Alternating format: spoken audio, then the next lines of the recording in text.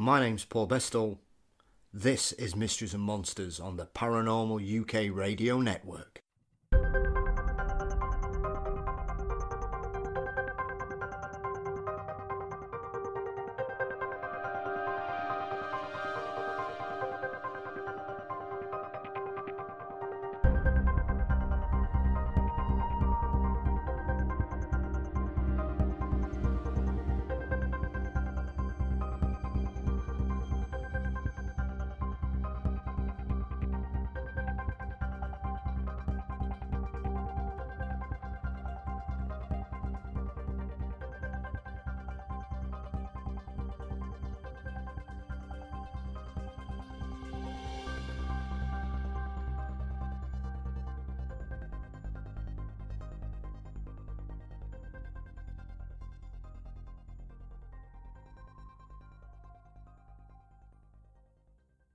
Welcome back to Mysteries and Monsters.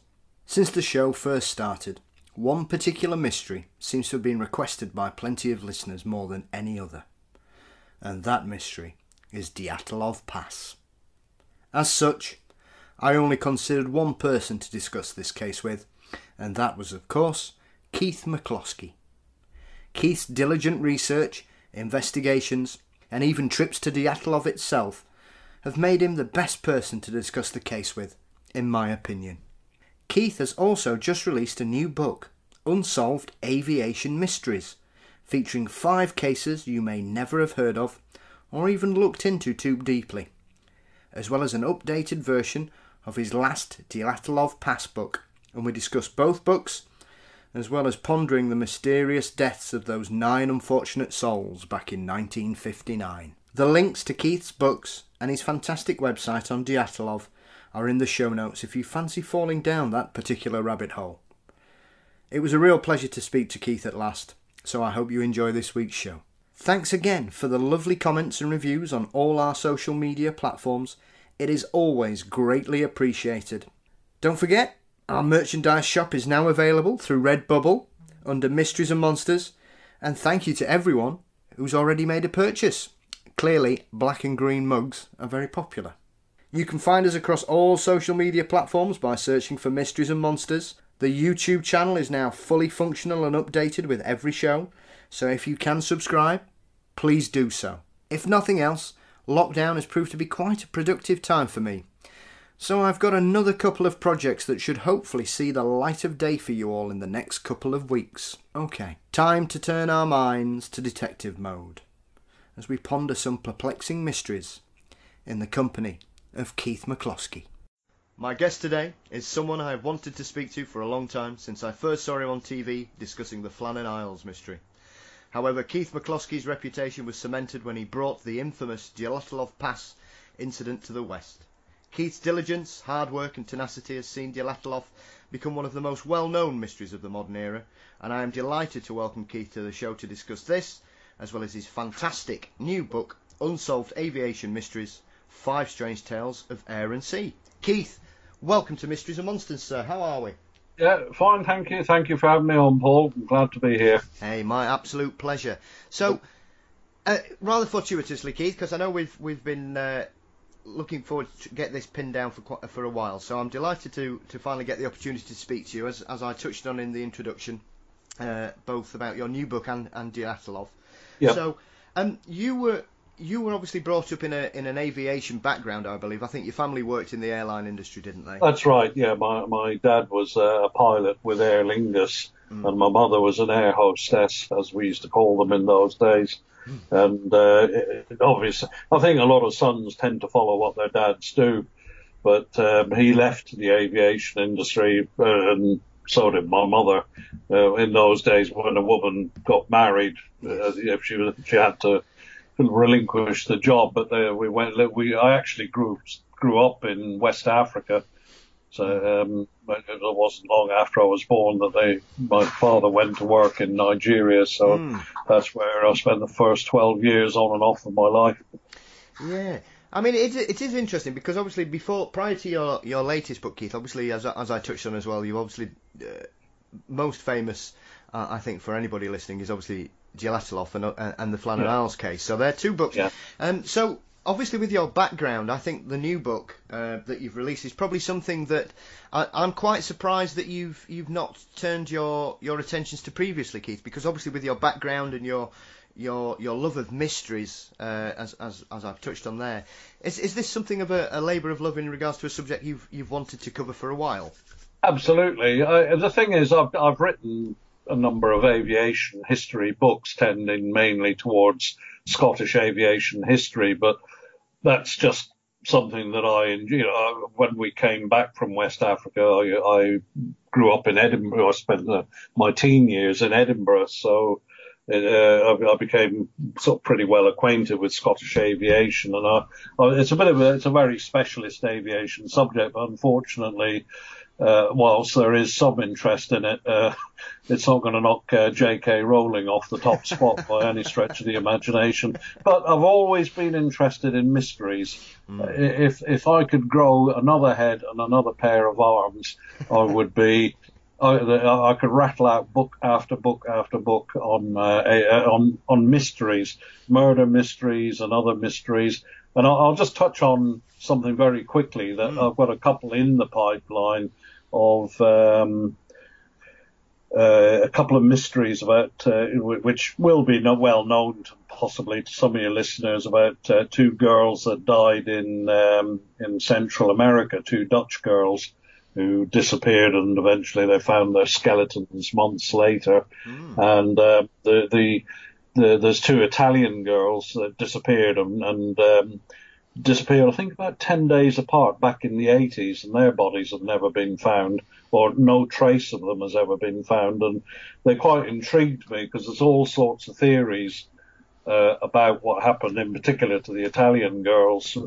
There's rumours of the Vatican being involved and all the rest of it. One of the girls' father worked for the Vatican. But anyway, I won't go too much into that, but that's just a couple of projects in the pipeline. And but like I say, it's a huge subject, and I think what gets us all going about mysteries is you want the answer. We all want certainty, and we all want an answer of some kind. I do anyway. That's what drives me on it. I think what possibly happened, and when you get to Dyatlov, it's you can't explain it. It's something that drives us all mad. I think that's half the appeal of it, though, Keith, because it's not a one-size-fits-all situation in regards to that. It's not. I think before we shoot our bolt in regards to Dyatlov, let's concentrate on this fabulous new book. So, okay. I mean, there are 5 brilliant stories in it. I mean, there are 2 obviously that jump out, which are the first story, which is about the mysterious crash of a Cessna on the Isle of Mull in the 1970s, which is one of those cases where it's almost as if when you're reading the story as you've compiled it, Keith, it's one of those where you start scratching your head and thinking, what on earth was this person thinking about? Absolutely. He wasn't a young. You can imagine a young lad, say 23 years old, who probably had a couple of pints and thought he was a Spitfire ace or something, and going out and doing something stupid. He was a mature man in his 50s, and what could have possessed him to have done what he did? It's almost like a death wish to take off in a mountainous area with a couple of torches on the ground, with 5 hours, bare minimum of night flying experience. It almost defies belief. Yeah, I mean, it's one of those things. So this chap, who went by the name of Peter Gibbs, because I believe Peter was his middle name, but that's the one he preferred to be known as. That's right. He had decided to visit the Isle of Mull in regards to, I think, was he purchasing this aeroplane that he ended up taking for a test flight, Keith? No, he had the plane belonged to a businessman over in Oban, and they had driven up there and gone over on the ferry. The thing is, it's quite a long drive. It's from if you were going to go from Glasgow, it's quite a long drive on the roads. Go over on the ferry. You can fly there literally in from say Prestwick or Glasgow. You probably do it in about less than 30 minutes. But it's awkward to get to overland. But with a plane, it's obviously a light plane. You can do it in no time. But he decided when they got there, him and his girlfriend had decided to hire a plane while they were there just to have a bit of a fly around, because it's quite a popular. The airstrip actually belongs to the Glen Forsa Hotel up there, and it's still in use. It's quite a popular destination. People with light aircraft will fly up there for a long weekend and get a bit of flying in, and it's a lovely part of the world as well. So the plane actually didn't even belong to him. It belonged to somebody he'd hired it off. Yeah, and it's one of those things because it seems to, this whole situation seems to just come from nowhere. I know, as you touched on, he wasn't a young chap. He was a fairly sensible, he would come across as a sensible middle-aged gentleman who, as you say, there are some discrepancies in regards to things like his license. I think had needed renewing. Yeah. He hadn't. He'd attempted to renew it and then kind of not followed up with it. That's right. He also needed glasses for flying when he took his medical. He took a medical, and they said that he couldn't fly without glasses, and he never used glasses for flying. And if you think at night time, if your vision's a little bit defective, you would need every, what's the word you could use, accuracy, if you like, or you needed to be able to see absolutely what you were doing because there's so few visual references on the ground in the darkness. Yeah, absolutely, and and especially that time of year as well. I know when he takes off, it's fairly clear. Which if anybody's been to Scotland and especially the Isles, in winter they can be some ferocious locations weather-wise. Well, he took off. That was the other thing. Anybody going up for a flight will always get usually anyway, but get a weather forecast. And although he took off and the weather was semi-okay, it was a clear, it was what you would call a decent night, if you like, but there was a front coming in with snow and sleet, very, very cold front, and it was literally approaching when he took off. So if he had just done his circuit and landed, he probably would have just missed it. But he didn't allow for anything. But he didn't even know it was coming. That was the point. He took off without checking the forecast. Yeah. I mean, it's one of those stories where, like I said there, you're reading it and you're thinking, what on earth is this gentleman thinking of? Because it just seems to... The impression that comes across in that particular chapter, Keith, is he didn't seem like a very risky chap. He didn't seem to be the type of person to take unnecessary risks in life, it would seem. He didn't seem to have a reputation of being that kind of type of person. No, well, he was an accomplished violin player. I'll put in he played for orchestras. He had his own violin quartet, I think it was. And could you think of a man in his 50s who played, was an accomplished violin player? Wouldn't strike you as some sort of headbanger that wanted to go out and get pissed out of his head and attack everybody in the high street. But he was doing almost the equivalent by doing what he did. It was something totally reckless and, well, beyond stupid, putting his life at risk, damaging with the possibility of crashing somebody else's plane. None of it makes any sense, the behaviour. Yeah, it's almost as if it's as if he just seemed to have some kind of episode. As I'm not, I know you don't allude to that, Keith, but it's the behaviour is so out of character. The situation is so unusual. I think they'd had dinner. He'd had a couple of drinks. He hadn't had a lot to drink, from what I can gather. Yeah. So we can't even kind of, as we've touched on there, we can't kind of look at alcoholic bravado taking over, or even the fact to show off, because there was nobody there to impress. He was there with his partner of the time. There was hardly anybody at the hotel at that time of year. There wasn't an audience to impress. So yeah, that's right. Yeah. He decides to take this plane for a flight. And obviously it's a local airport. It obviously isn't designed to take incoming flights at night, because obviously they had to utilise what they had there, which is why he ended up, I think, was it Felicity ends up marking the runway with a pair of torches or something? Two torches, two handheld torches, was what was to guide him. But when he took off, he made a right turn, then made another right turn. It was just a basic circuit to come back and land on what was just about a grass runway by the sea.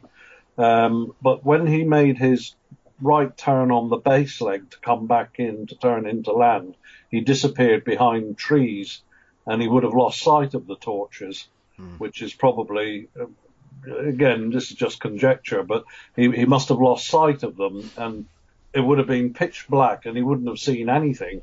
So he must have got disorientated.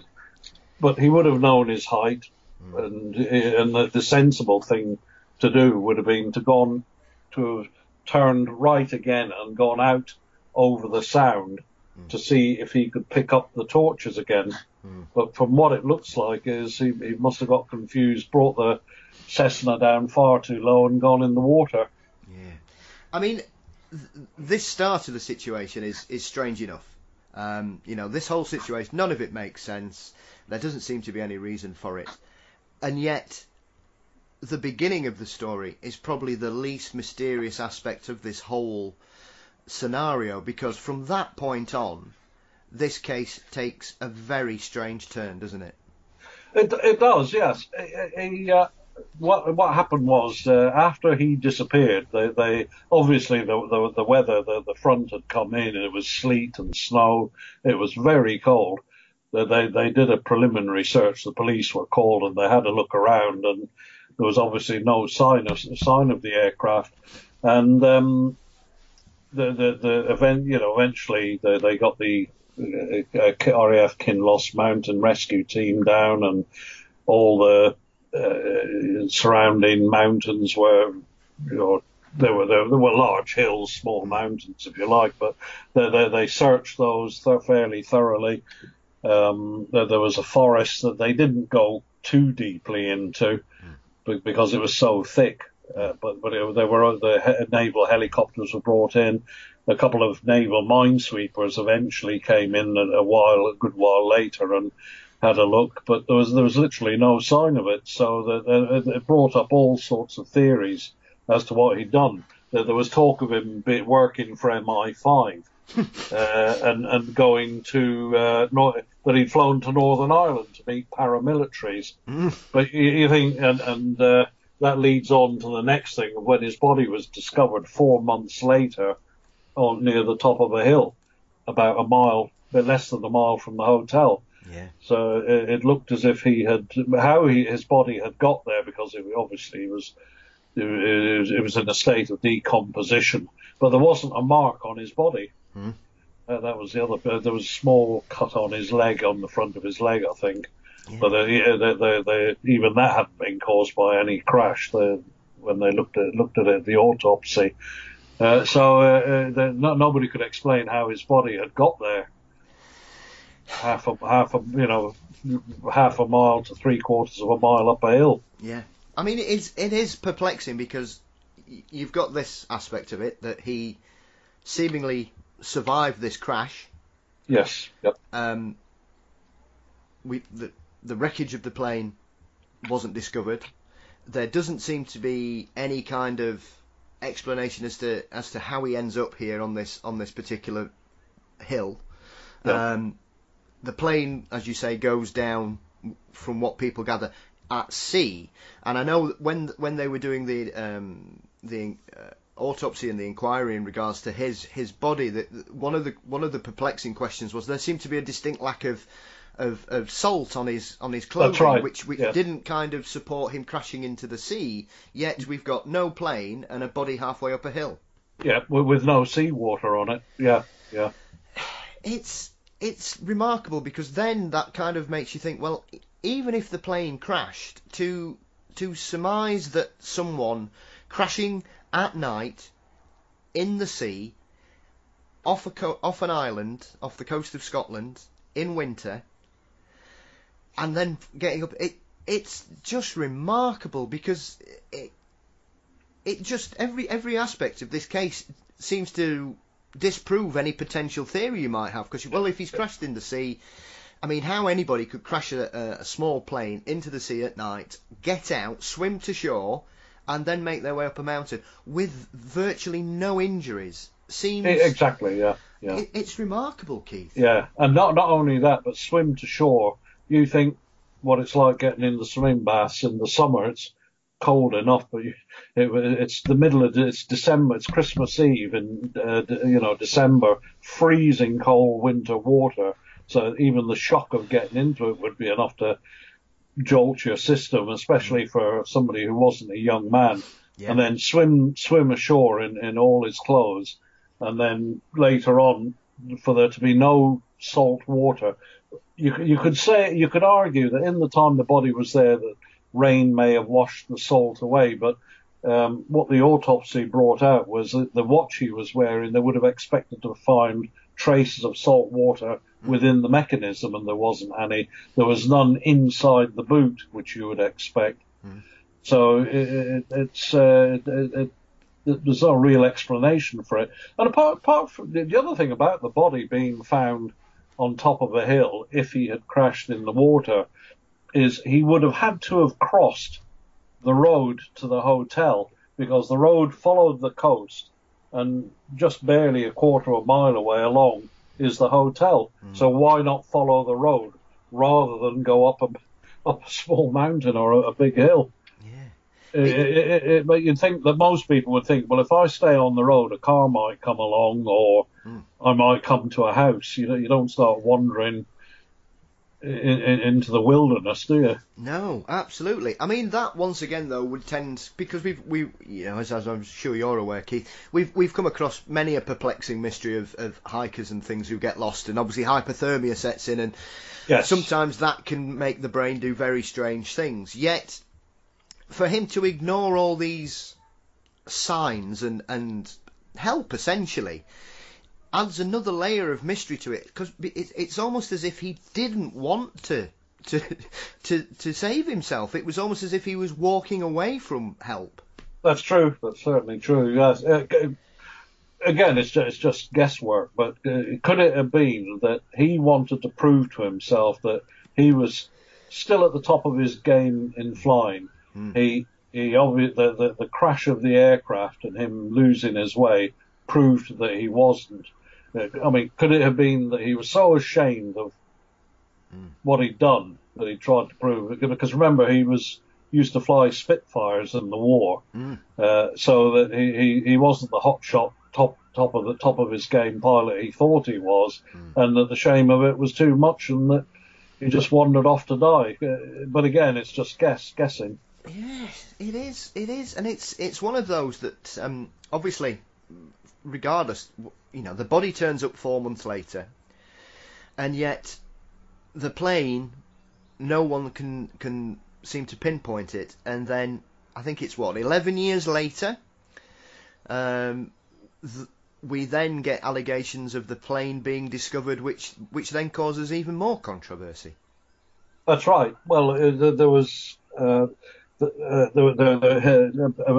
diver called Richard Grieve and his brother were diving for clams in just off the coast, and he came across the remains of what he said was the Cessna, and he took 28 pictures with his underwater camera, which he sent to me, and I'll publish them in the book. And to me, it's quite clearly G-A VTN, which was the registration of the Cessna. Some people have disputed it and said that you can't be sure until you see the actual wreckage, bring it up to see what caused it to crash into the sea, and there's other allegations of, well, you can do all sorts of things with with Photoshop and all the rest of it. There's always some bar humbug type of person who will dispute it. As the saying goes, there's always one. But they're quite clear to me. I mean, he's in one of the pictures looking inside the cockpit as well. So with his aqualung, so his scuba gear on. It's as I say, to me, it shows the plane, but that's the only. Albeit with the 28 slides, but that's the only sighting that there has been of it on the sea floor in the Sound of Mull. And the tides now and dredging for clams will have probably moved the wreckage. Even in the slides, when you see the picture in the book, you can see that it's being covered with all sorts of vegetation and seaweed and what have you. So you would, even if you came across it now, you probably wouldn't even recognise it. Yeah, because it is remarkable, because I think these pictures were taken, like I say, about 11 years after, and you can I mean, like I said to you before we joined in this conversation, we were chatting off air, Keith, and I mean, I'm looking at the pictures you published in the book, and for me, it's as clear as the nose on your face that it's clearly his plane. It's clearly that plane. Yeah. But there is already, as you refer to, a lot of vegetation growing on it, a lot of algae kind of already there. It looks dirty, and the registration is spotted where it's already growing over it. So I couldn't even imagine what it would look like 30 years later, even if it's still there, or even in one piece. Yeah, that's right. Yeah, but of course it doesn't explain his behaviour afterwards. No. It's a remarkable, and it's a fantastic. It's one of those stories, when you read it, it really gets the juices flowing, because it's one of those. Because every time you think, oh well, it's that. Because like obviously when the first thing that came through my mind, Keith, when the plane disappears, you know, as you refer to, he was early 50s, not in great shape. He wasn't terribly out of shape, but he wasn't in the best of shape. No. You know, the potential he could have had a heart attack and whatever, and you know, in the situation. However, that then is disproved because his body turns up. So we have to deal with the fact of the plane in the sea and him being found on land up a hill. It's a remarkable case, and one I thank you for bringing out into the daylight, because it's a wonderful start to the book. Yeah, I like this. The thing is, I was a bit of a plane spotter when I was a teenager in Edinburgh. I used to go out to Edinburgh Airport because that's where I've actually seen that aircraft. Well, used to see it every day. Yes. It used to be parked at Edinburgh Airport, and I used to watch it taxi out and take off. And part of the irony of the story, I always look for odd coincidences in stories, and the Gibbs used to work in the not used to work. He used to help out with the University Air Squadron Air Experience flight in the hangar there at Edinburgh Airport, and the plane that was going to be involved in taking his life some years later was parked about a couple of 200 yards away, and I'm sure he would have seen it, but he had no connection to it then, and obviously that was the one which caused his death. Would have been about 7 or 8 years later and 90 miles away. So yeah, it is one of those strange things that, like you say, it's one of those. Is it a coincidence? Because for him to be in the same vicinity of the plane that he end up losing his life over is a remarkable coincidence. Incredible. So the other story that bookends your latest book is one that I was aware of, but certainly not in the depth that you've pulled all the remarkable strands of this case together, which is the disappearance of a gentleman called Alfred Lowenstein, who allegedly fell out of a plane, I think 4,000 feet above the English Channel in 1928. Right. Yeah, that's right. So Lowenstein's a very strange case, because I believe at the time he was probably the richest man in the world. I would say so. He was certainly one of the richest men in the world, if not the richest man in the world. He had a lot of money, that's for sure.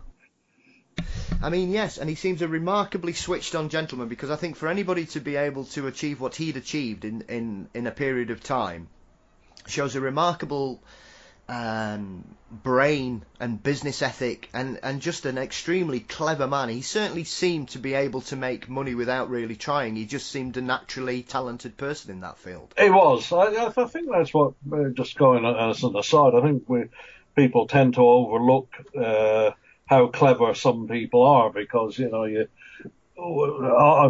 I've certainly thought, oh, well, look, he's quite lucky getting that, but you tend to forget that people who achieve great things, like he has done, whether it's money or making some kind of patent for something, these people are generally clever, and he was a clever man, there's no doubt about it, because he brought things to ways of raising finance that hadn't been thought of before, and he had a great eye for detail. He basically lived for business and finance. You might say, "Oh, that sounds like a pretty boring person," but whether or not he was a boring person, he, starting out from pretty basic roots, he grew to be the richest man in the world. I mean, this whole case seems extremely peculiar, primarily because the essential aspects of the story are that this gentleman accidentally, I think that the general thought of his demise was based on him taking a wrong turning after coming out of a toilet, which at first makes you start to scratch your head anyway, Keith. Yeah. But it's also the fact that, yes, fair enough, somebody's fallen out of a plane. However, he wasn't, obviously, there are other people piloting the plane. He had, were there half a dozen people on the plane with him, I believe? Six, yeah. So, when this case sort of explodes, because obviously it's worldwide news, because obviously this gentleman has a lot of people relying on him in regards to the fact that he makes money. He's got a lot of companies, a lot of businesses, a lot of shareholders. His death had resonance around the world at that time, especially in the financial world. It did, because they thought it was actually going to affect world markets, his death, but things stabilised about the time. But the fact that when he first, because they hadn't found his body, they didn't find his body immediately. It was assumed that he'd just disappeared, but the markets were really shaky, and he had several giant business interests, and people were wondering, well, are these going to survive his loss? Because he was obviously the driving force behind a lot of it. They were worried about the share prices plummeting, businesses going bust, and having the knock-on effect on business worldwide. He had such a strong presence, if you like, in the world financial markets. Yeah. So, Lowenstein's taking this trip across the Channel, and I believe he was in a Fokker. Yes, which was quite a popular plane for private journeys at that time, Keith. It was, and some of the airlines had them as well. Some of the European airlines, they were quite large. I suppose you could say it was, if you like, the Boeing 737 of its day. Obviously, in the 1920s, aircraft were pretty basic, but it was a large plane, and he was comfortable with air travel. If you like, he was a pioneer in that by using aircraft for his own business purposes to get around, and he saw the advantage of the time saving, and it was big enough for him to take his staff, his personal business staff with him, and his butler and his secretary.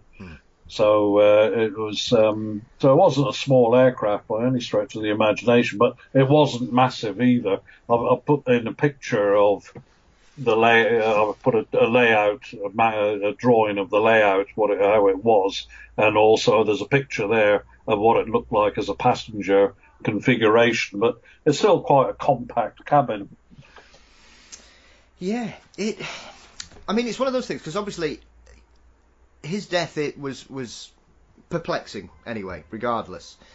But then when the inquiry begins into this, Keith, there seems to be, I think the general perception is that the consistent approach was that, oh well, it was a terrible accident. But then when people tried to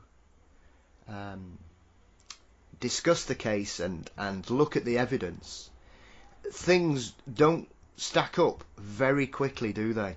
No, they don't. It's part of the problem, though, is where the accident happened.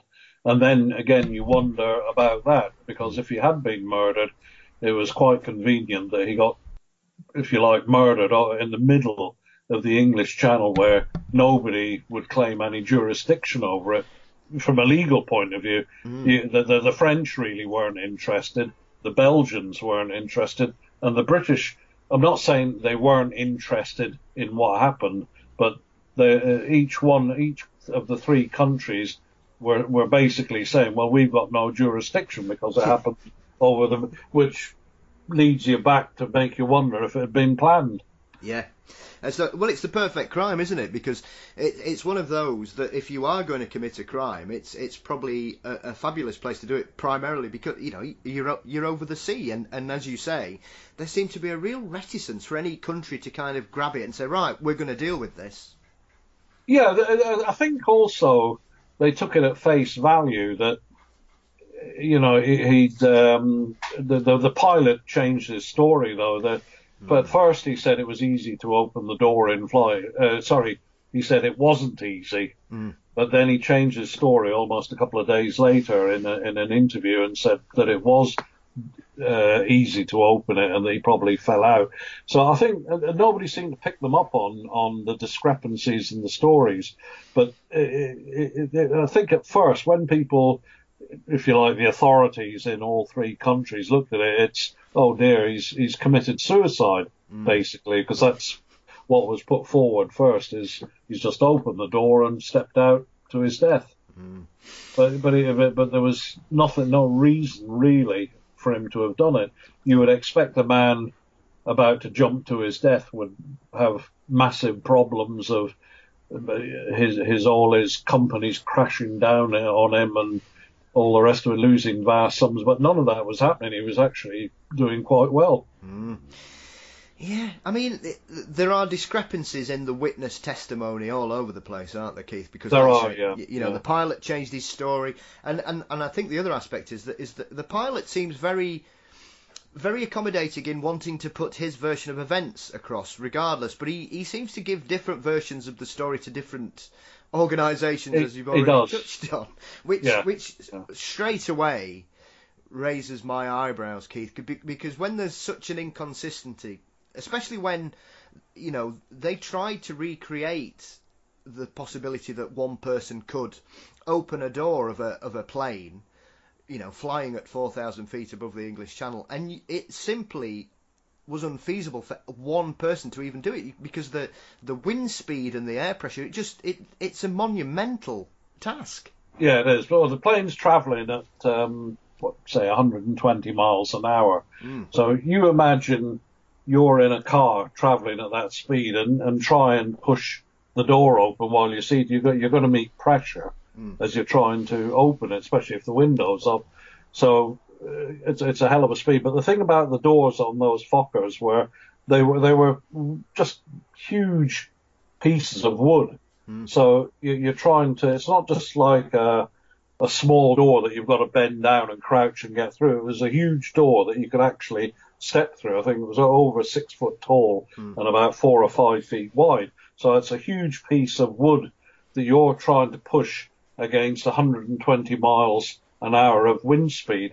So the thing was, an accident investigator went up and while the plane was being flown, he was tied with rope around his waist with two people holding him, and he flung himself at the door, and he barely got it open 6 inches. So it makes you wonder how a man on his own, who, although he was in reasonable shape, he was not a large, powerful man, how he could have opened it on his own. It would be nearly impossible. Yeah, I mean, I must admit, when I'm reading that section about the investigation, Keith, I mean, I'm thinking, what is this chap doing? Because he's literally running at the door trying to burst it open with two guys holding onto a piece of rope. Well, I wouldn't have fancied doing it, I must admit. You just have to hope that they held on to the rope. It did show, though, that even running against the door, a reasonable size, fully grown adult, didn't budge the door hard. They'd opened it so that it would open out. But I think he must have known that the door wasn't going to open that much anyway. Otherwise, I think you're taking your life in your hands doing it.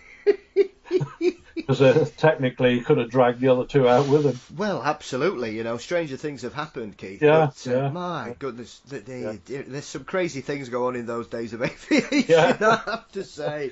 Yeah, I don't think they'd conduct an accident investigation like that today. Thank God, I would suggest there, Keith. Yeah. I mean, it's one of those because obviously, this man, extremely rich, he seemed to have a marriage of convenience, shall we say. He was known as being he had a bit of a personality where people could find him quite spiky. He was very determined, and he was very business driven. So people would often point and say, "Oh well, he's probably upset everybody." However, he was noted to be rather generous with his staff. He would often give them bonuses, that would be eye-watering amounts these days for without wishing to be disparaging to these people, for essentially domestic servants.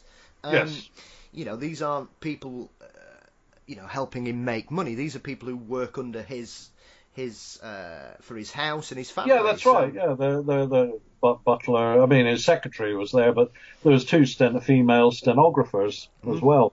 As you say, they were just support staff. They weren't directors of the companies that he had or anything like that. They were sort of close personal staff. But in fairness, he did look after them. He was known for being good to his staff. And the thing is, if you're going to say murder somebody, of the 6 people that were there, everybody would have to be in on it. Yeah, they would have to, and even if they weren't in on it, if you take, say, the 2 female stenographers, they'd have had to have been threatened that if you open your mouth, you'll disappear, or something. But so for a murder to have been committed, they all kept their mouths shut for the rest of their lives, basically. Yeah, and the other aspect is that nobody really seems to be financially benefiting from this scenario, because that's always the case that, none of the people who were on the flight seem to...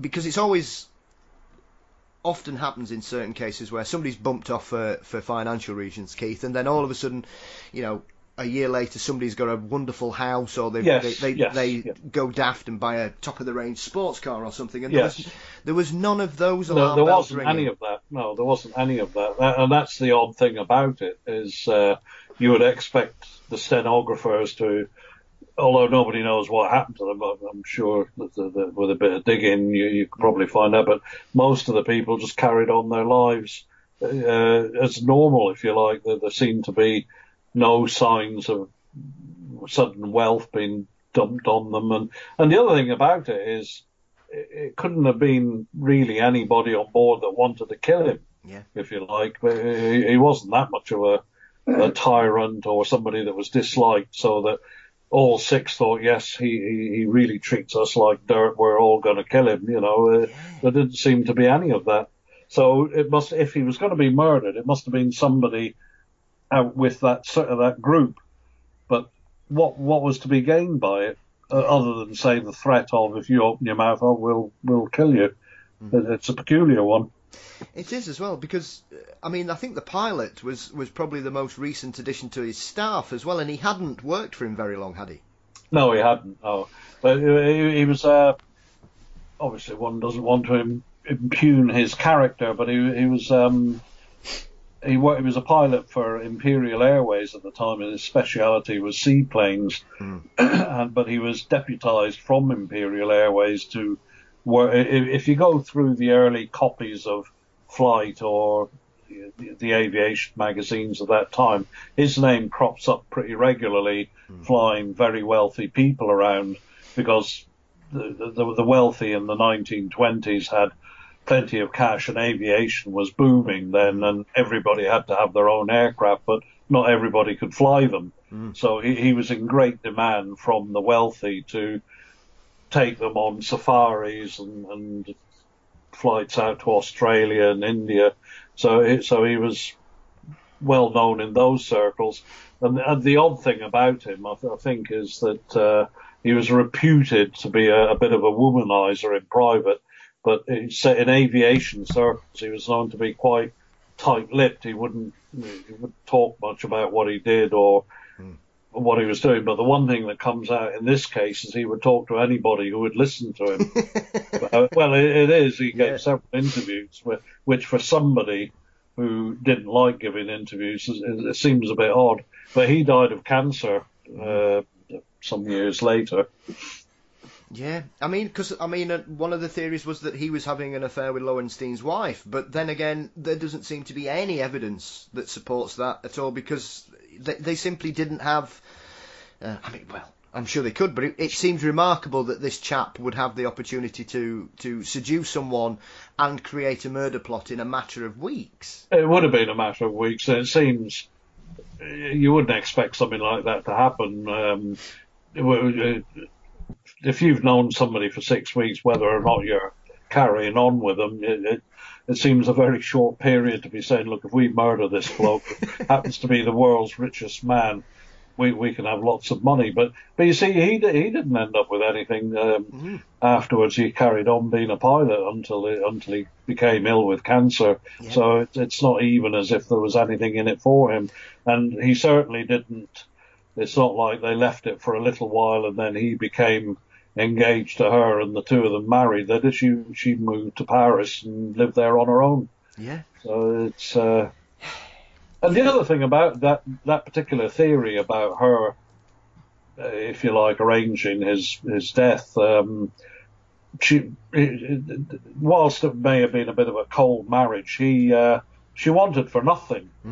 It's not like she was kept in a garret at the top of one of their estates. Yes.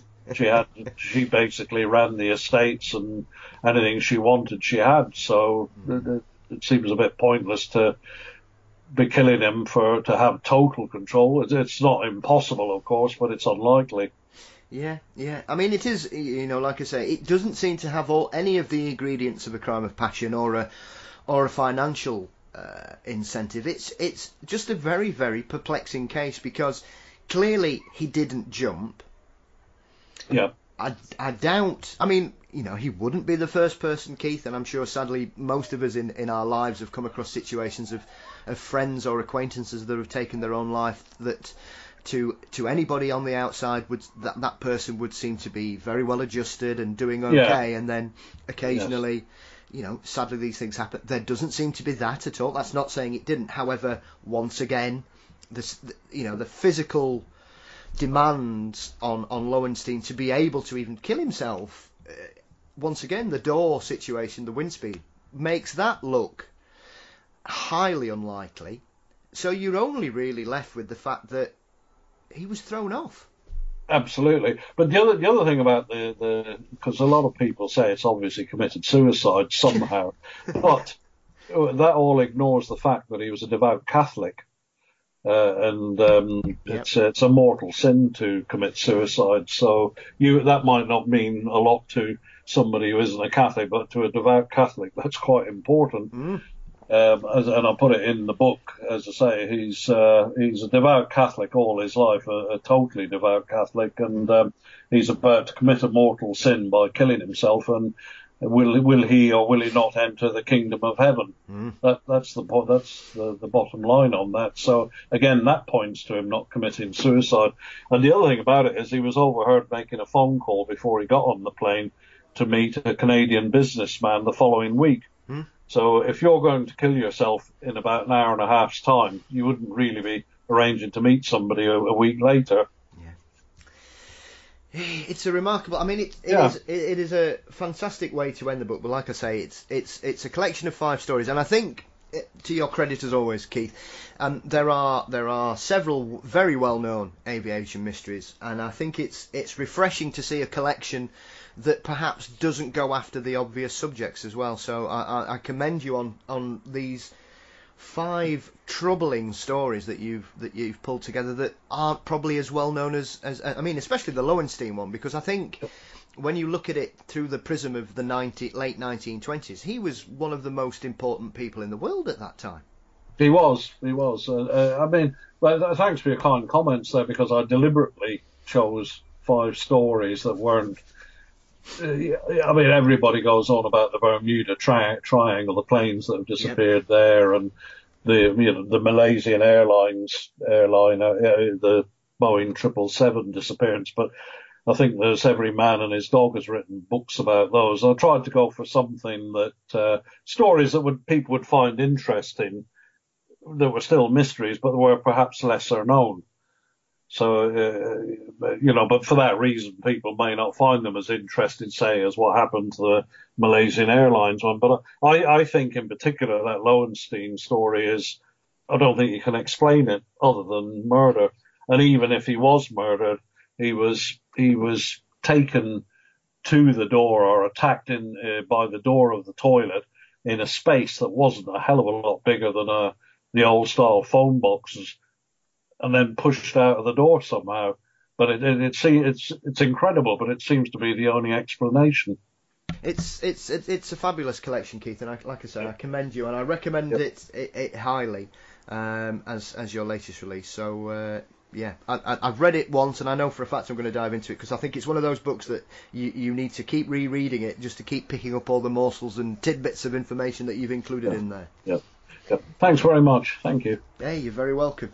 So, Keith, as we touched on in the beginning, probably the case that's brought you to the most prominence, I suspect, over the last 10 years or so is your incredible ethics and work rate in regards to probably one of the most well-known mysteries, I think, in the world these days, which is Dyatlov Pass. I mean, here we are, just gone past 61 years since the original incident. Yeah.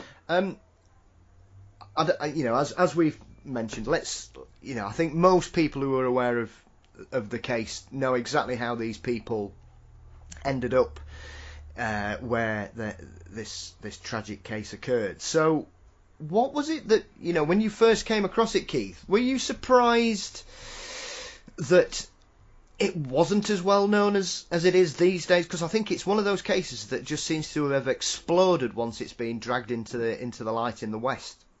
Yeah, well, it's incredible, because my book was the first book in the West on it, and I can't remember the last count. There's about eight or nine at least, with almost as many fiction, non-fiction books, but there's also fiction books out on it.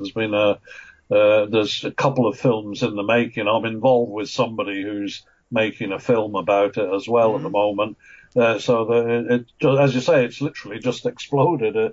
But I think what draws people to it, though, is the fact that it's another story, that there's no single explanation that answers all the issues that are raised about it. It's you can come up with any theory, but that no one theory fully works.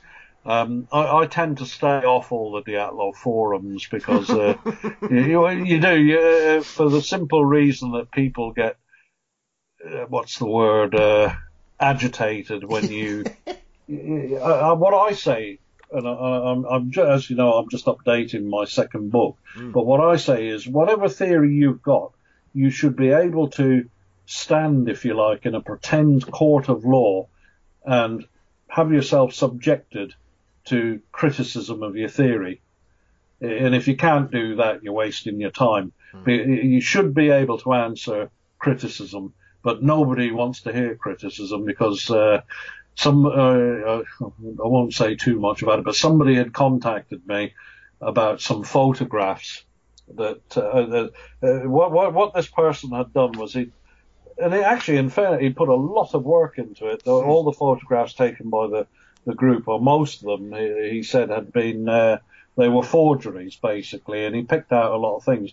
And some of the things he picked out were actually, it made a good point. One of them was like he picked one photograph where somebody's shoe didn't appear to be on a ski. It was quite relevant, but there was a lot of the other points he was making that I felt weren't relevant. There's a picture of Yuri Yudin picking up Xena, which whether they were mucking about, she'd fallen on the ground, he was picking her up, and he was saying this is a forged photograph because of the size of Yudin compared to Xena isn't right. And somebody had sent this to me, and I'd said, well, you have depth in photographs and depth of perception, and photographs don't always tell you the truth. I mean, I know all this because a cousin of mine was a professional photographer, and he used to go to court in accident cases where there seemed to be, where there was a dispute, usually insurance, and he would look at photographs and explain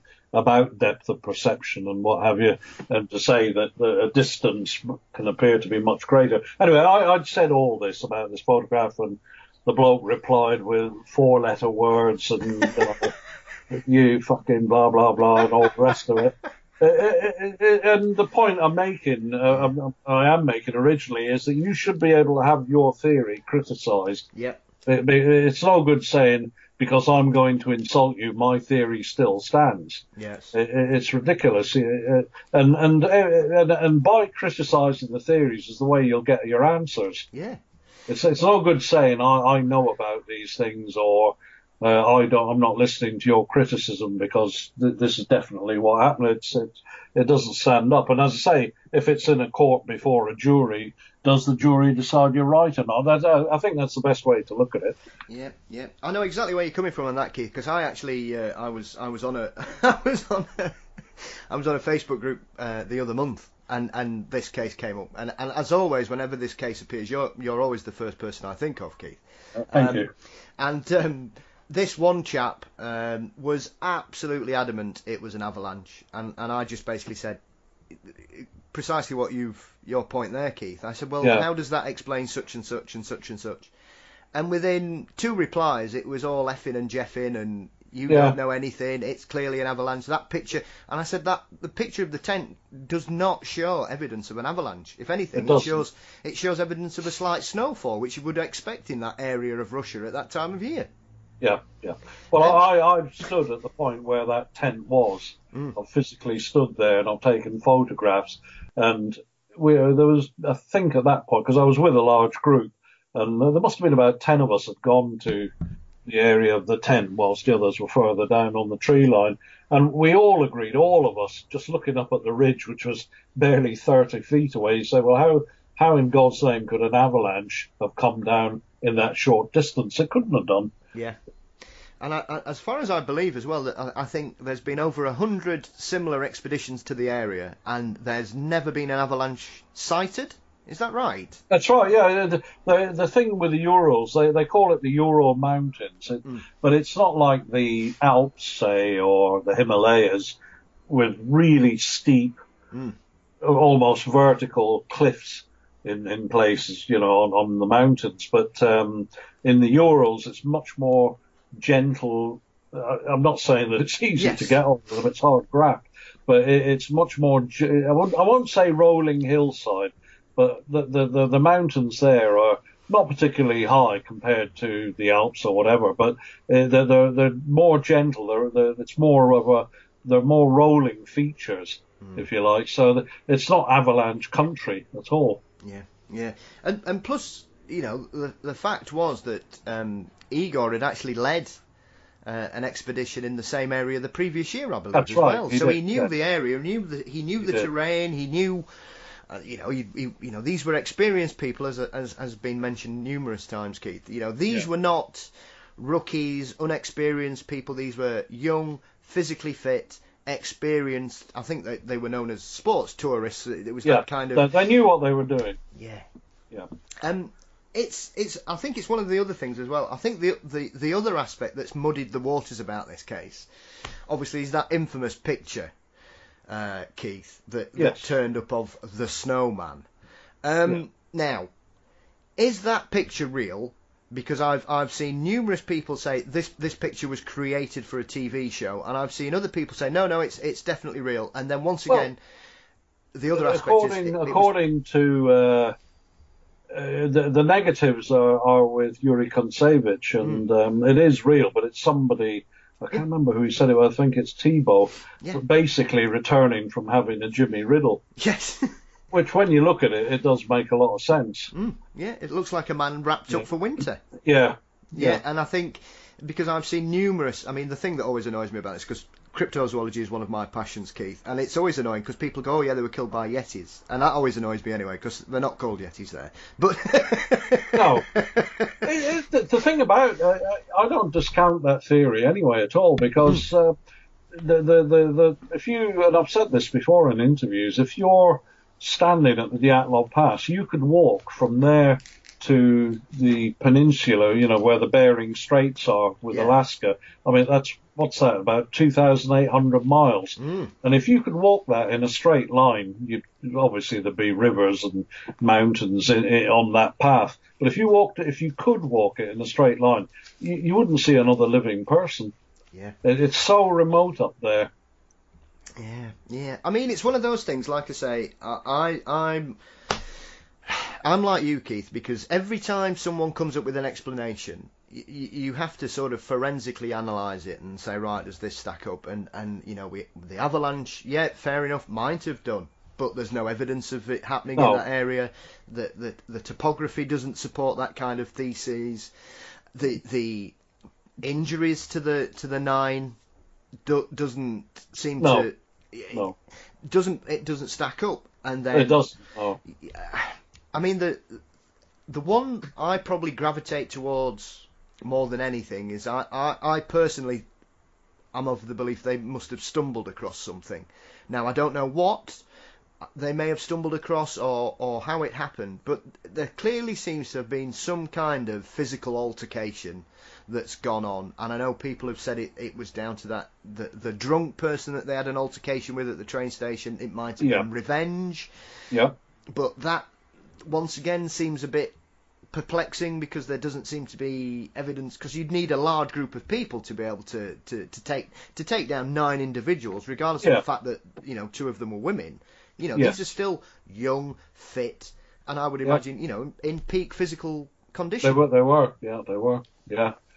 No, it's as you say, something physical. It's the injuries to the chests of Zolotarev and Luda that are the things that really stand out. How could you get such a localized force to have crushed somebody's ribs like that, broken them? Yeah. I mean, it's one of those. I mean, it's one of those cases where I remember the first time I watched. I think it probably was yourself, Keith, when you did. I think you did a whole episode for the Unexplained Files. Yeah, I did. Yes. And it was one of those, and I'm watching it. I'm thinking, right, and they opened up the investigation, and then they just closed it down within. Was it a couple of weeks? Yes, it was just after the medical. After the autopsies had been, the report had been issued, it was closed down just after that. And what closed it down was the arrival of the deputy prosecutor general arrived from Moscow, and nobody seems to pay any attention to that. Yes. Yurikov, and he just closed it down and took the case files away with him. Yeah, I mean, because. The official party line, I suppose, is that these people, was it that they just all died of hypothermia, and then the autopsies quite clearly suggested, well, that wasn't true.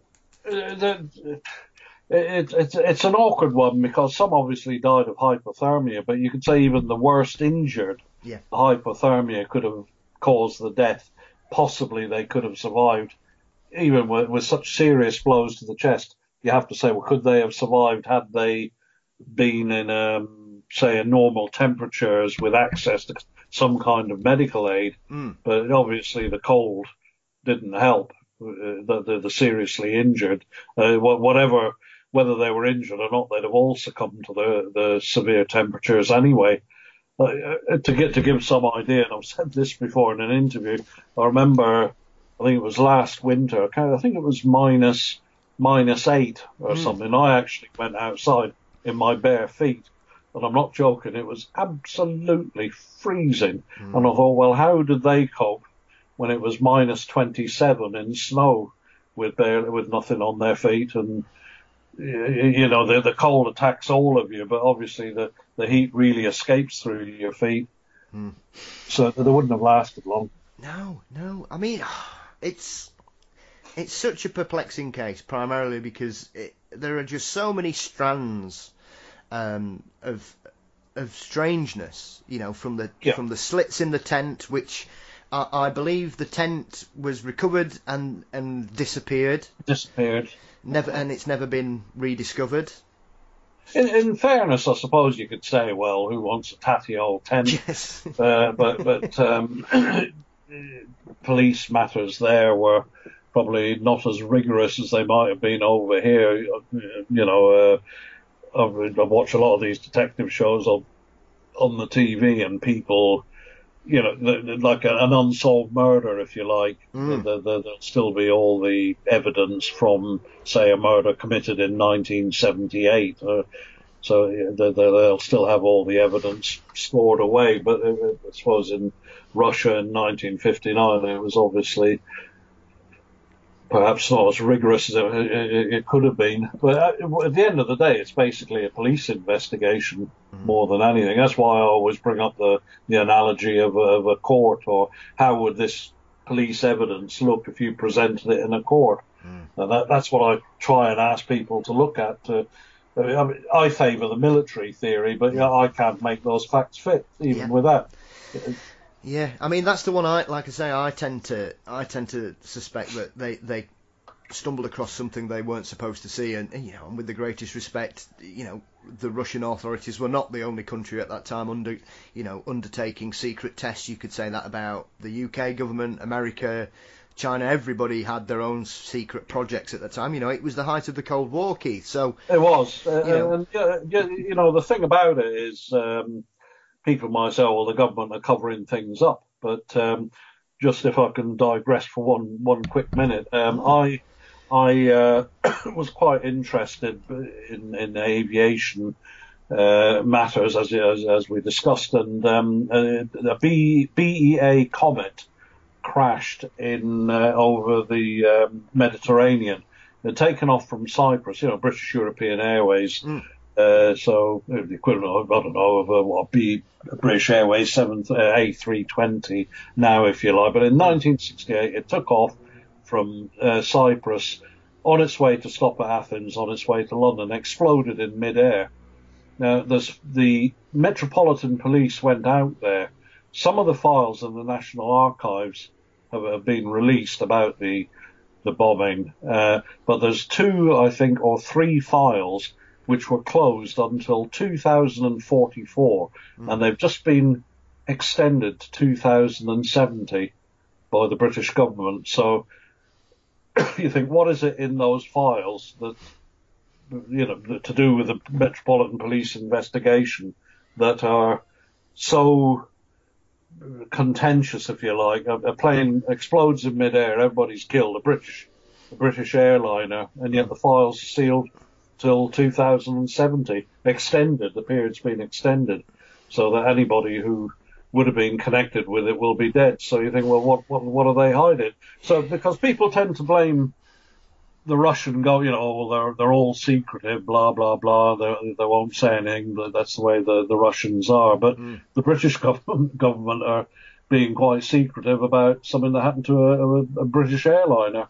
So it's just the way they are. Oh, absolutely. I think it is one of those things, Keith. It's very easy to go, oh, yes, that's what Russia did. But, as you quite rightly surmised there, everybody does it. Yeah, they do. They do. Keep inconvenient truths covered up, I think, is often the case when it comes to government at that level. I think the bottom line is it's embarrassment. Yes. You're going to embarrass somebody. That's why a lot of these things happen. Bit like the old files on the old Christine Keeler, but that's digressing a bit. Yes. That whole affair in Profumo. Well, why can't we see what's in the files? But it's I think most of it. Well, there's 2 things. One is embarrassment, and the other one is some kind of financial claim. Yeah. But either way, it's shameful, in my opinion. Yeah, absolutely. I think it is one of those things. I mean, the other aspect of this story, Keith, I think, did you expect to become so embroiled in it? I mean, obviously because you've been out there several times. I think you went for the 60th anniversary last year, did you not? No, I got my visa 3 days after I was due to come back from it. Oh. Yeah. Talk about frustration. But I did raise the majority of the funds in 2018, because I keep in close touch with Yuri Kontsevich at the Dyatlov Foundation, and he was discussing with me about the possibility of getting the case reopened because we had an affidavit from Doroshenko's sister. Yeah. Of the right of the close relatives and the families to a proper outcome, for it to be properly investigated and a proper outcome that would satisfy the families was the basis of it. And we made an approach to the Human Rights Commission in Russia, but they said that it wasn't really their jurisdiction. They didn't want to get involved. But anyway, I raised the funds through GoFundMe, and I will say on anybody here listening, there must have been over 30 people contributed, including a businessman in Tennessee who wants to remain anonymous, but he contributed the largest amount and said there was more there if we needed it, which was very decent of him. Wow. Yeah, it was very decent, because there was a rather scurrilous article on the internet called From Russia with Doubt at the time. I won't say who was responsible for it, but again, it comes back to this I'm an expert and I know everything attitude, who said that we were wasting people's money. But we got the case reopened in the end, and whether or not it's going to be satisfactory, and unfortunately I don't think it will be the outcome, but at least it was reopened, so... Yeah, well, I mean, I was going to say that, because I know they made quite a... there was quite a fanfare made. I think, was it last year that they decided to reopen the case, Keith? Yes, yeah. So is the case is currently still open and allegedly still being investigated? It is, but with the coronavirus over there now, everything's... I'm hoping to go over again when all this finishes, but God knows when that will be. Because I want to go back up to the pass there's a couple of ideas I've got. I wanted to see if I could take a drone up with me, because I think that'd be quite good to get some shots with a drone. But Russia being what it is, it's not the easiest place to be taking stuff like that in, if you like. Yeah. I think one of the aspects that made me chuckle, I think, is that I think when you went back one summer, it was essentially a mud bath there as well, wasn't it? It's such a remarkably tough area to go at any time of the year, it seems. It's awful. Well, put it this way: if you think you could drive up there in a four-wheel, you'd actually walk from, say, the village of Ushma, which is the nearest village really to the base of the mountain, the Mansi village of Ushma. If you were to walk from there, although we were in one of those giant Russian trucks, which took us a good bit of the way along, but you would probably get there faster if you walked, rather than going even in a four-wheel drive, because I injured my knee there, and there was some hunters brought me back. They were very kindly, but they had one of these all singing, all dancing vehicles with all mod cons on board. We went over some really bad rocks, and we had they repaired it with all the kit on board. They had compressed air and everything, but something underneath the truck had been badly damaged by the rocks. It's like a kind of a lunar landscape in places, but the mud is terrible. I remember getting stuck in it at one point. When we were going up there, and my foot, it's like quicksand. Yeah. And one of the guides actually had to help pull me out because I was stuck fast. I couldn't move. So and yet you still get paid. The odd thing I thought about it is when we were driving back, we would come across people on their own.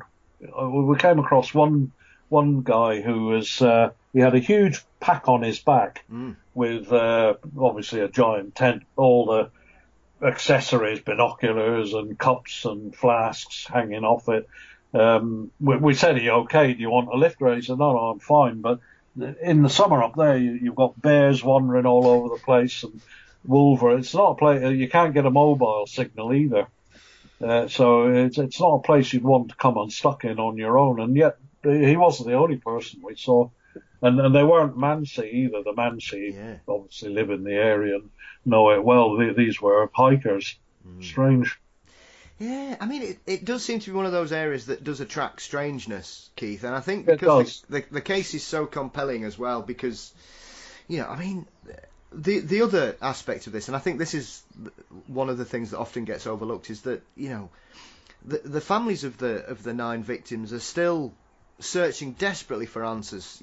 For the best part of 6 decades, they've just felt completely ignored and excluded from this, and that must be really hard to reconcile. That your brother, your son, as far as the authorities are concerned, it seems like they don't care, and that must be awful for them to have to deal with this on a day-to-day basis.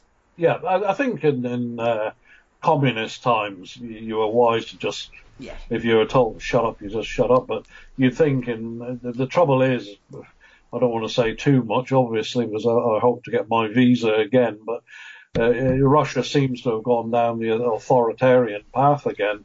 There's new laws coming in where anybody who'd served in the military can't really talk about it for fear of imprisonment. So it's not like over here, if you've been in the RAF or the Navy, you could write a book of memoirs about it, obviously not writing about top secret stuff, but over there it's a different kettle of fish. Yeah, it's a quick way to lose to lose your freedom, I think.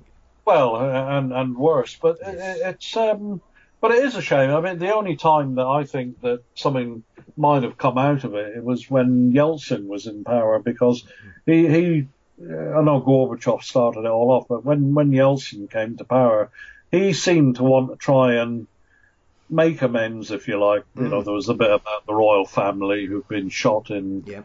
And their remains brought up and given them a decent funeral and all this type of thing. But and also there was the anthrax. I've mentioned it in interviews before. He allowed Americans to come in to investigate the outbreak of anthrax there from a military facility. But that story now has gone back to the original one about contaminated meat when it wasn't. It's just, the whole thing is going back to the way it was, unfortunately. And with that type of attitude, you're not going to get any real answer, I don't think. Unfortunately. Yeah. I think it's also one of those cases, I think, that new evidence does seem to occasionally pop up, Keith, because I think from I mean, when was the first time you sort of looked into this, really, and was it sort of the late 2000 and noughties? I think it was 2010 when I first came across it. So 10 years ago now.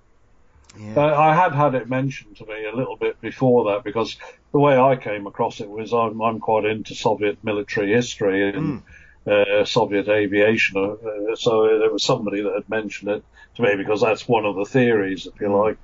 But one thing I am doing in my updated to my second book is a theory that's come, funnily enough, from an old acquaintance, if you like, who went to work in the USA he became head of research for a major American, major US defense contractor. And he read a lot of research papers coming out of the Warsaw Pact countries in the 1960s. And they were way ahead, a good bit ahead of the West in sensors and research on radar, stuff like that. And his view is that, and I'm going to put it in the book, that the Russians were experimenting with airborne platforms, probably helicopter-based, using double rotors, and that they were using sensors because in those areas are so huge. You can't really cover it visually, so the sensors would pick up what was on the ground. And mentioning in particular the stove that they had, the gas, which was all metal. So you got a group of people close together with a large piece of metal, which looks peculiar. That was his thinking behind it, but it's quite interesting. Yeah. So. I mean, the other aspect, I mean, you've touched on it there. I think one of the other aspects that often gets brought forward as an explanation is that they all suffer from carbon monoxide poisoning because of this stove. But is there any evidence to support that at all, Keith? No, well, I don't see how, because the stove was put away and some of them were outside the tent taking pictures. So if you're suffering from carbon monoxide poison, you're not going to be thinking, well, we'll go and take some pictures of something odd happening in the night sky. That's my life. I don't want to get. It's a theory, and I don't want to ridicule it. That's the thing. Yes. But to me, there's what happened that night has something to do with what was going on in the sky. It's too much of a coincidence for it not to have been, I think.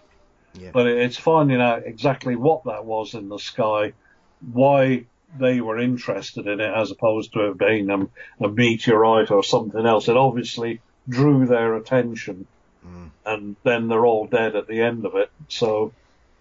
Yeah, because I think is it the last 2 or 3 photos that were recovered, Keith? So that show these strange lights in the there's several. There's actually several photos in my second book. One of the researchers that works with the foundation, Valentin Yakimenko, he analysed all the slides, removed any dirt or anything that might have not been on the film itself, and he's come up with quite a few interesting clips. But what I'm putting into the new book is there's somebody in Hungary who has really gone into it, and his view is that it's a rocket breaking up. And I've asked his permission to include his analysis of it in the book, which he's kindly agreed to. S.Z. Talker is how he wants to be known.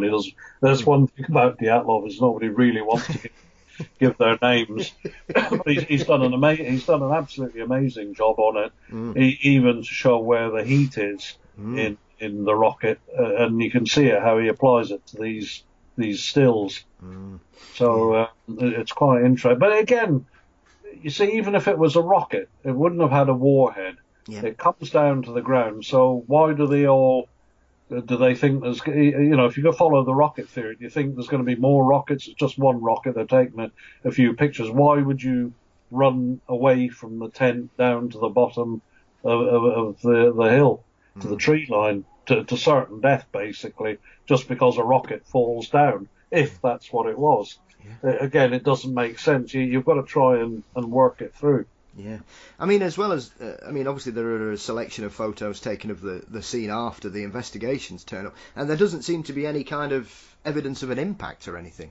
There doesn't. No, I mean, the whole place was closed down afterwards for 4 years, so you could say, well, were they clearing up? But there were so many searchers there, you'd think some of them would have said, spoken out of turn and said, I saw a large fin sticking out of the snow about 100 yards from the tent, but nobody said anything about rocket parts or whatever. But could it have been that they got covered with snow? And there's also another, again, going into the theories that they died somewhere else and were brought, the whole scene was set up. So, which is, it's like a maze. You keep running in, isn't it? You keep running into one dead end after another. Yeah, well, that's it. I think that's the intriguing thing about this case is every possible solution seems to fall down on certain aspects, and it's not a one size fits all. And I've always admired the fact that since you brought this case to people's attention, Keith, you've been very accommodating, because I would imagine you still get people contacting you saying they've solved it, no doubt. Oh, all the time. I actually, in fairness, I had to take my I have a dedicated Dyatlov website. I had to take the email address off it purely because of I was getting anything up to 60 emails a day. Yeah, and you want to do the decent thing and answer everybody, but it was taking my whole. I was using up all my spare time just out, and I had to take it up because I don't have time to answer everything. And that's not to say people are contacting me with rubbish. They're not. I've found quite a few people that have contacted me come out with some very good points. Well, there was one person contacted me from. He's at university in the USA. And he made quite a valid point. He said, the only thing, it seems to me, is that I wouldn't walk to the bottom, from safety, to the bottom of a snowy mountain in sub-zero temperatures unless I was at the point of a gun. And I thought that was quite a telling comment. But the other thing about it, about people saying, I've solved this, if you think how many people know about this mystery, if you like, just pick up something out of the air like 300,000 people worldwide, and that's everybody putting their brains into it. I've had a distinguished, although I know him through somebody else personally, but a distinguished professor of chemistry has discussed it with me. People of brainier than I am, but with so many clever people coming together, and you still can't come up with the correct answer. Thousands of people, you think you could pick something from all the various theories, but you just can't do it, can you? No. It is remarkable, and I think, like you just touched on there, the amount of correspondence you were getting, Keith, the appetite for the case is phenomenal. It is, yeah. Yeah, I reckon we'll probably see a few more films on it. What I'd like to see is a film that faithfully follows the story of them. You know, a period 1959 film with everything as accurate as they can get it, which follows one of the theories, but not. I mean, I don't mind Rennie Harlin as a director, but I don't think he did a very good job with his work. It was the ending that ruined it. The actual theory of having some young Americans trying to find out what had happened. In theory, it's not a bad thing, is it? It's as a storyline, but it just, to me, it got a bit.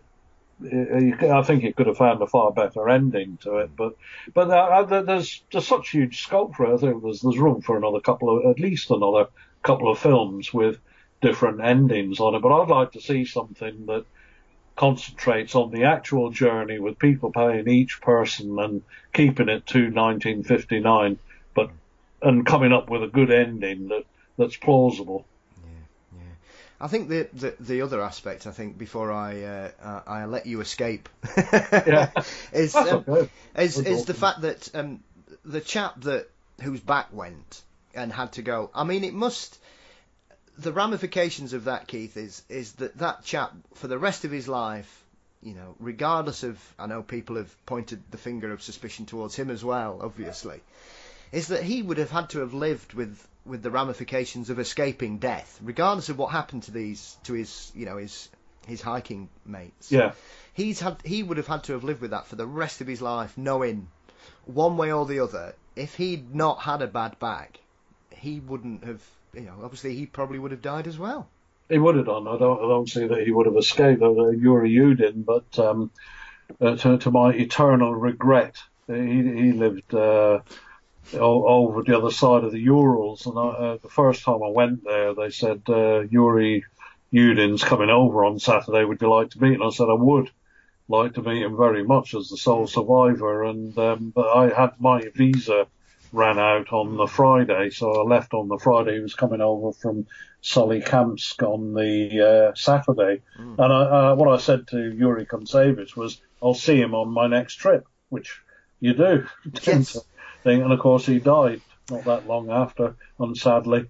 He wasn't in the greatest of health, but it's just a pity I didn't actually get to meet him. I think Donnie Iker met him when he was over there, but I had the chance. But like I say, I think you should grab the opportunities when they present themselves, because to say you'll see somebody next time, I mean, just digress again another second. So a friend of mine sadly caught cancer, and he only, from his diagnosis, although he didn't know it, he had 17 days left to live.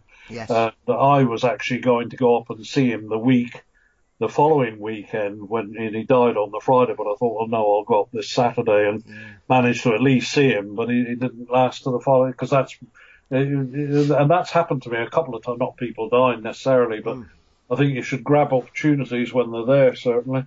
Yeah, very much so, yeah, that's something I sadly can concur with. It's one of those things, and I think even, especially in the current climate, Keith, I think we should all take the opportunity to speak to people we haven't, and reach out and do as much as we possibly can, because right now you just don't know what might happen. Yeah, you don't know, literally. Yeah. So, as you touched on, Keith, so are you going to be releasing an updated version of your second book? I'm hoping to have it out within the next 2 weeks. I've got a chapter. The thing is, I don't want people buying it who bought the second book already. But basically, it's an upgrade. There's a couple of new chapters. I put in a chapter on the Mansi. I've been in touch with a Mansi professor who's given me a lot of very useful information, which interestingly opens up the Mansi theory. but I've included the work from the Hungarian SZ Talker about his analysis of the rocket, which, as I say, I think people will find very interesting, and a bit more about getting the case reopened and what have you. So it'll probably add about a third to the book, but I don't particularly want people buying it who've bought it already. It's otherwise you'll get people saying, "Well, you cheated me," and I've already read this first bit, because the second book was just about my journey up to the pass. I thought people might find that interesting. Yeah. But what people have criticised it for is they wanted to see more theories. But to me, there's enough out there about the theories in books. I mean, like I say, however many there are now, which cover all the theories. You can go onto any forum and that covers all the theories. And I just thought it might be, from an armchair traveller's point of view, it might interest people to see what it was like, to describe what it was like to travel up there and describe it while I was there. So anyway. Yep. Well, fabulous. I look forward to. I'll certainly be purchasing one of those. That's very kind. Yeah, I'll give you the nod anyway. I'm hoping to have it. There's a lot of work to do with the pictures and what have you. I'm putting a lot more pictures in it. So but I reckon it'll take me about 2 weeks more, and then I'll have it up on Amazon. Fabulous. Well, I wish you the very best of luck again with that re-release, Keith. Yeah. So, where can everybody keep up to date with your work and follow your fantastic resources? I've got 2 websites, and one's Keith McCloskey, author, if you type that in, and the other one is Dyatlov Pass Incident. What I'll do, because I don't have, foolish of me, if I send you the links, maybe you could... I will include them in my. I always include the show notes, Keith. So I'll point everybody in the right direction. So if anybody wants to do that, they can just click on the show notes and go directly to your website. So I'll include those for you, and I'll also have a link to your Amazon page for your work as well. Because, like I say, your latest book, Unsolved Aviation Mysteries, is a cracking read. I recommend it highly. Thank you very much. It's food for thought. Like I say, the Lowenstein. The case, I think, bears a striking resemblance to the murder on the Orient Express, I think. Yeah. It's one of those where you just... the same period, isn't it? Yeah, it's very true. Yeah. So, listen, Keith, it's been a real pleasure. Like I said to you at the beginning... It's been great talking to you, Paul. Thank you. My pleasure. You're always welcome. I wish you the best of luck with the updated version. It's been a real pleasure. I'm really glad to finally have a chance to speak to you properly, and you're always welcome back, and I wish you the very best of luck. You take care. Yeah, thank you very much, Paul.